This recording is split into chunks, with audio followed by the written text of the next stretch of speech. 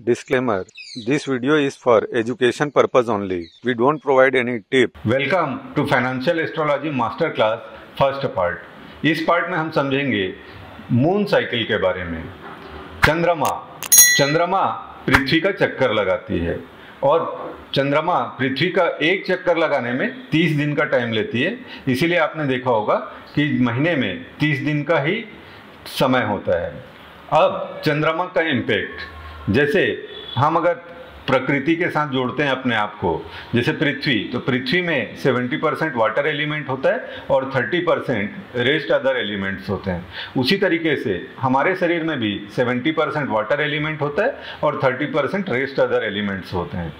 तो जैसे चंद्रमा का जो मूवमेंट है उससे जो वाटर एलिमेंट है वो सबसे ज़्यादा इम्पैक्ट होते हैं। इसीलिए आपने देखा होगा कि समुद्र में जो ज्वार भाटा आता है वो चंद्रमा के मूवमेंट के कारण आता है। उसी तरीके से जो हमारा शरीर है उसमें भी 70% वाटर होता है। तो स्वाभाविक है जो चंद्रमा का मूवमेंट है वो हमारे शरीर में भी सबसे ज़्यादा इम्पैक्ट डालेगा। तो हमारा जो शरीर है उसका कौन सा पार्ट है जो स्टॉक मार्केट से डायरेक्टली रिलेटेड है, वो है इमोशन। तो हमारा जो इमोशन है वो चंद्रमा के मूवमेंट से ज़्यादा इम्पैक्ट होता है और स्टॉक मार्केट जो है वो इमोशन का ही गेम है। इमोशन के कारण ही हम हमारे बाइंग या सेलिंग एक्टिविटी को स्टार्ट करते हैं। तो किस तरीके से जो चंद्रमा का मूवमेंट है वो मार्केट में मोमेंटम लाता है, उसको हम स्टेप बाय स्टेप समझने के लिए स्क्रीन पे चलते हैं। वहाँ हम इसको डीप में समझेंगे कि मून साइकिल का क्या इम्पैक्ट होता है और किस तरीके से हम इसके बेसिस पे ट्रेड ले सकते हैं। ये हमने निफ्टी का चार्ट ले लिया है।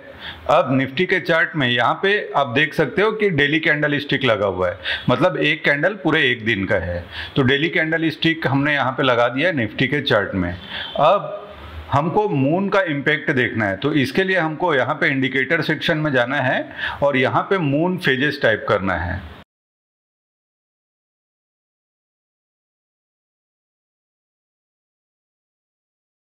ये हमने मून फेजेस यहाँ से सेलेक्ट कर लिया। ये आप देख सकते हो स्टार मार्क करके रखा हुआ है, ऑलरेडी मेरे लिस्ट में है, इसीलिए आपको स्टार मार्क दिख रहा होगा।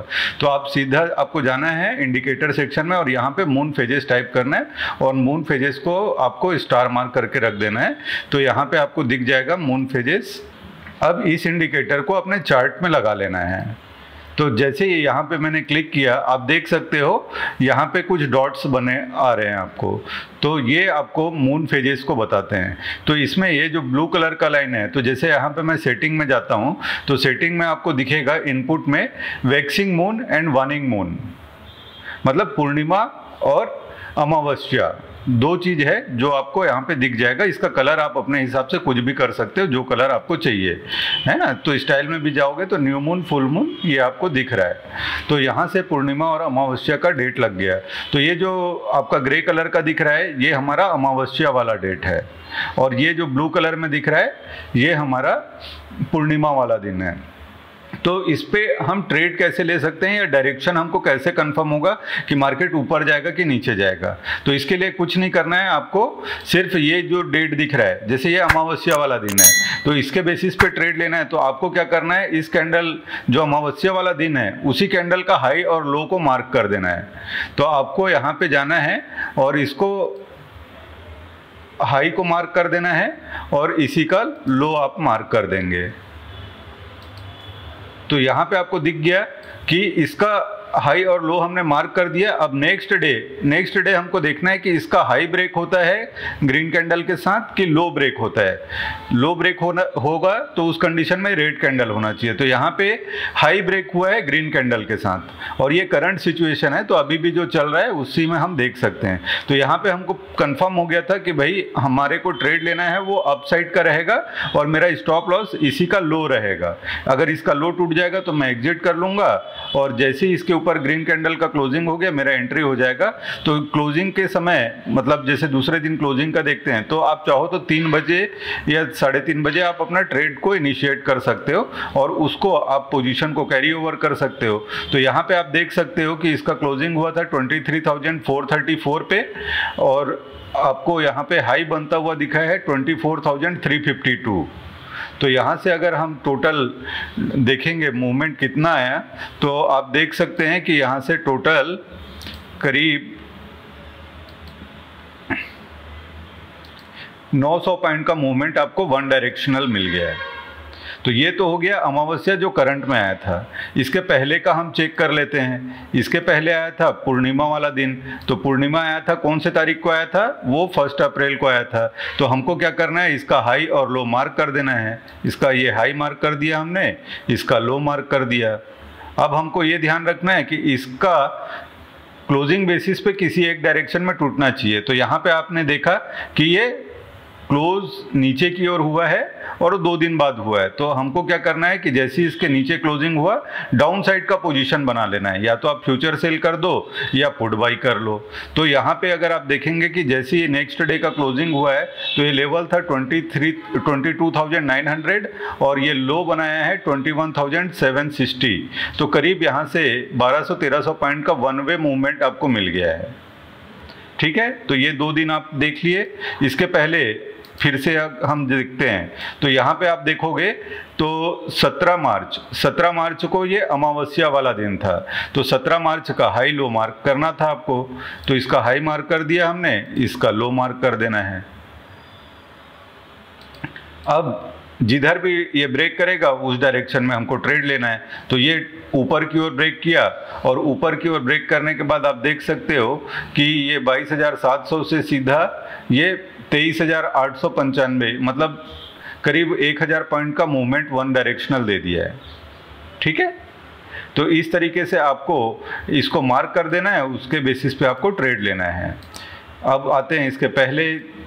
तो इसके पहले यहाँ पे हम देखेंगे तो 28 फरवरी को आया है।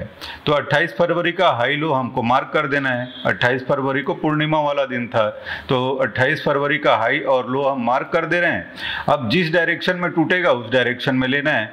लेकिन यहाँ पे अगर आप देखेंगे तो नीचे की ओर टूटा तो, लेकिन ये क्या है, ग्रीन कैंडल से है। तो इसमें कंडीशन यही है कि अगर नीचे की ओर टूट रहा है तो रेड कैंडल रहेगा तभी नीचे जाएगा। अगर ग्रीन कैंडल बन जा रहा है तो आपको समझ जाना है कि भाई नीचे नहीं जाएगा, ये पलट जाएगा वापस, या इसके ऊपर आपको भरोसा नहीं करना है यहाँ पे। तो यहाँ पे क्लियर होना चाहिए कि भाई नीचे क्लोजिंग रेड कैंडल का होना चाहिए। तो सेकेंड कैंडल नीचे आने की कोशिश तो किया था बट क्लोजिंग ऊपर ही दे दिया था। मतलब आपको ये ध्यान रखना है कि इस दिन अगर क्लोजिंग होता है, मतलब उसके लो के नीचे, तो लो के नीचे अगर क्लोजिंग हो रहा है तो रेड कैंडल रहेगा तभी आप डाउन साइड का पोजीशन बनाएंगे। अगर वो ग्रीन कैंडल है तो आप डाउन साइड का पोजीशन नहीं बनाएंगे, अवॉइड कर देंगे इस वाले कंडीशन को। ठीक है, अब आते हैं हमारा उसके पहले वाला।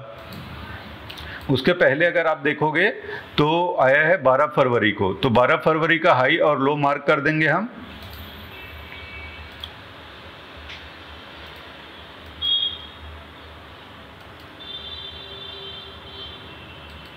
12 फरवरी का हाई और लो मार्क कर दिया हमने।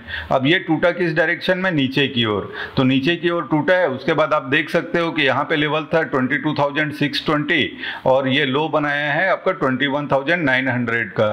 तो करीब यहाँ पे 600-700 पॉइंट मिल गया आपको। अब आते हैं इसके पहले वाला। इसके पहले आपका बना है मून फेज, मतलब यहाँ पे आया है पूर्णिमा वाला दिन।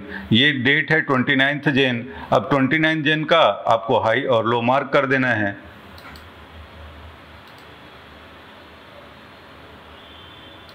अब इसका हाई ब्रेक हुआ कि लो ब्रेक हुआ, तो यहाँ क्लियर है कि इसका हाई ब्रेक हुआ है, वो भी ग्रीन कैंडल के साथ हुआ है। तो यहाँ पे आपका एंट्री बन जाता है।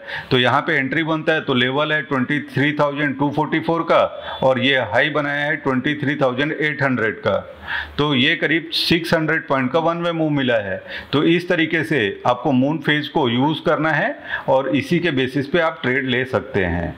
अगर इसको फर्दर वेरीफाई करना है तो आप हमारा जो सेटअप है टेक्निकल सेटअप, उस टेक्निकल सेटअप को भी अप्लाई कर सकते हो। तो टेक्निकल सेटअप में हमारा जैसे ये साइकिल है तो यहाँ पे भी आपको वेरीफाई करना है। तो हमारा जो सेटअप है उससे आप वेरीफाई करके भी ट्रेड इनिशिएट कर सकते हैं, क्योंकि यहाँ पे आपको पता चल गया था कि ओवरऑल ट्रेंड भी अप हो गया है और यहाँ से मून फेज भी बोल रहा है अप है। तो इसके ऊपर आप भरोसा कर सकते हो। तो टेक्निकल को भी अगर साथ में कंबाइन करते हो तो आपका क्लैरिटी लेवल बहुत हाई रहेगा और कन्विक्शन लेवल हाई होने की वजह से आपके जो भी ट्रेड के निर्णय हैं वो ज़्यादातर सही सही होंगे।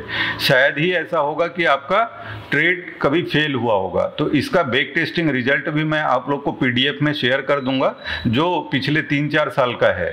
तो अगर 2020 से अगर इसका बैक टेस्टिंग किया है तो 94% ट्रेड आपके सही हुए हैं, और जो 6% ट्रेड हैं वो गड़बड़ हुए हैं। उसमें ये कंडीशन हुआ है कि वो ब्रेक तो हुआ है नीचे, लेकिन ब्रेक हुआ है तो अपोजिट कैंडल के साथ ब्रेक हुआ है, जिसको हम नो ट्रेड बोलते हैं। तो उसको तो आपको कंसिडर करना ही नहीं है। तो अगर इसका हम रिजल्ट देखें तो मोर देन 95% है और बहुत ही शानदार रिजल्ट है। अगर इसके बेसिस पे भी अगर आप ट्रेड इनिशिएट करते हो तो आपको बहुत ही शानदार रिजल्ट मिलेंगे। और इसका जो पीडीएफ है, जो बैक टेस्टिंग वाला, वो पीडीएफ भी मैं इसमें इंक्लूड कर दिया हूँ, वो आपको रिसोर्स सेक्शन में मिल जाएगा।